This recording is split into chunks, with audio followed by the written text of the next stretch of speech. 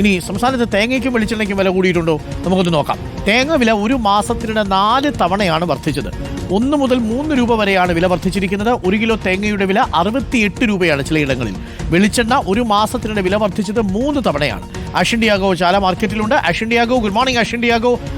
ഈ വൈകുന്നേരം ഈ തിരുവനന്തപുരത്തൊക്കെ തട്ടുദോശയ്ക്ക്, ചെറിയ തട്ടുദോശയ്ക്കൊപ്പം കിട്ടുന്ന ചമ്മന്തിയിലൊക്കെ ഇച്ചിരി വെള്ളം കൂടിയിട്ടുണ്ടെന്നൊക്കെ കേൾക്കുന്നുണ്ട്. ഈ തേങ്ങയുടെ വില കൂടിയത് കൊണ്ടാണോ ചട്നിയിൽ ഇച്ചിരി വെള്ളം കൂടിയിരിക്കുന്നത്? ഇച്ചിരി നീളത്തിലും നീട്ടിയൊക്കെയാണ് ചട്നി എടുക്കുന്നതെന്നാണ് പറയുന്നത്. വീട്ടിലുമൊക്കെ ചട്നി അരയ്ക്കുമ്പോൾ ഇച്ചിരി നീട്ടിയെടുക്കാമെന്ന് വീട്ടമ്മമാർ തീരുമാനിച്ചു എന്ന് കേൾക്കുന്നു. ശരിയാണോ അശ്വിൻ?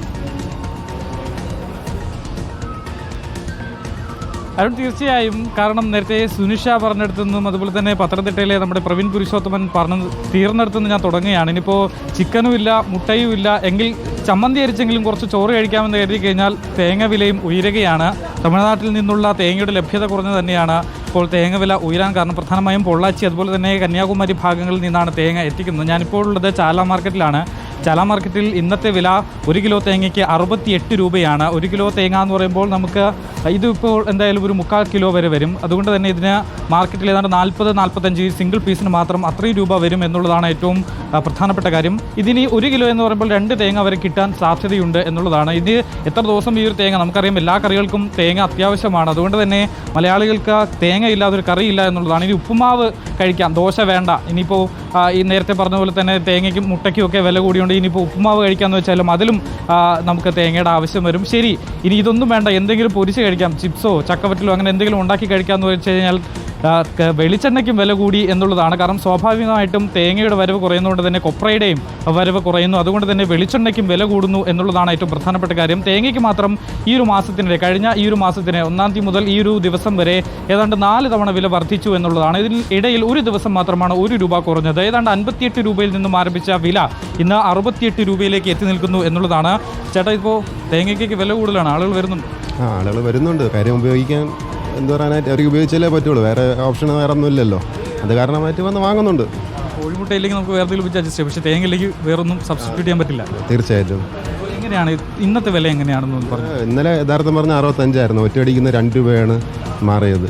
അത് വളരെ, അതായത് കേരളത്തിലിപ്പോൾ വളരെ കുറവാണ് തേങ്ങയുടെ ഉൽപ്പാദനം. അത് കാരണമാണ് ഇപ്പോൾ തമിഴ്നാട്ടിൽ നിന്ന് ഒരുപാട് ഇറക്കുമതി വരുന്നത്. അതും അവിടെ നിന്ന് വരുന്നത് ഇപ്പോൾ അവിടെയും ഷോർട്ടേജ് ആയതിൻ്റെ കാരണം വില ദിനം പ്രതി കൂടിക്കൊണ്ട് വരുന്നത്. അത് പിന്നെ അതിന് എണ്ണയുടെ വിലയും ഡെയിലി ഇങ്ങനെ 5 രൂപ വെച്ച് ഇങ്ങനെ മാറിക്കൊണ്ട് വരുന്നത്. അപ്പോൾ അത് ചേട്ടൻ ഇതിപ്പോൾ ഹോൾസെയിൽ വിലയുടെ കാര്യമാണല്ലോ പറയുക. റീറ്റെയിൽ ആകുമ്പോഴത്തേനും ഒരു പീസ് 1 രൂപയാണ് മാറ്റി വിൽക്കുന്നത്.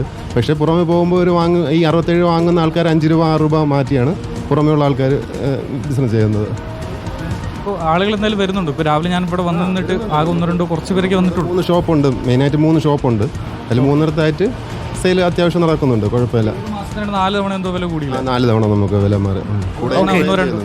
ഈ മഴ മാറി ഇന്നപ്പം കുറച്ചൊരു കുറവ് വന്നു. മഴ വീണ്ടും വന്നതോടുകൂടി വീണ്ടും 2 രൂപയുടെ 3 രൂപയുടെ വ്യത്യാസങ്ങൾ ഇങ്ങനെ അങ്ങോട്ടും ഇങ്ങോട്ടും വരുന്നുണ്ട്. അപ്പൊ ചുരുക്കത്തിൽ തേങ്ങ അരച്ച് ചമ്മന്തി കൂട്ടി കഴിക്കാനും ബുദ്ധിമുട്ടും അല്ലേ എന്നാണ് അശ്വിൻ ഡിയാഗോ പറയുന്നത്. അങ്ങനെയാണെങ്കിൽ ഇനി വീടുകളിലൊക്കെ തേങ്ങ അരയ്ക്കുമ്പോൾ, ഇന്നിപ്പോൾ കടലയുടെ കാര്യം ഒരു പ്രേക്ഷകൻ എഴുതിയിരിക്കുന്നു, വീട്ടിൽ പുട്ടും കടലയുമായിരുന്നു പക്ഷേ തേങ്ങ അരച്ചിട്ടില്ല എന്ന് പറയുന്നു. തേങ്ങ അരച്ചു വയ്ക്കുന്ന കടലയുണ്ട്, തേങ്ങ അരയ്ക്കാതെ വയ്ക്കുന്ന കടലയുണ്ട്. തേങ്ങ അരയ്ക്കാതെ വയ്ക്കുന്ന കടലയ്ക്ക് ഇനി സ്വാദ് കൂടും, നമ്മുടെ തേങ്ങ അരയ്ക്കാതെ വയ്ക്കുന്ന സാമ്പാർ പോലെ. തേങ്ങയ്ക്കൊക്കെ ഇപ്പം പൊന്നും വിലയായി മാറിക്കൊണ്ടിരിക്കുകയാണെന്നാണ് പറയുന്നത്. തമിഴ്നാട്ടിൽ നിന്ന് വരണം തേങ്ങ. നമ്മുടെ നാട്ടിലെ നാളികേര ഉൽപ്പാദനം വളരെ കുറഞ്ഞിരിക്കുന്നു എന്നാണ് കണക്കുകൾ നമ്മളോട് പറയുന്നത്. ഇതേപോലെ തന്നെയാണ് വെളിച്ചെണ്ണയുടെയും കാര്യം.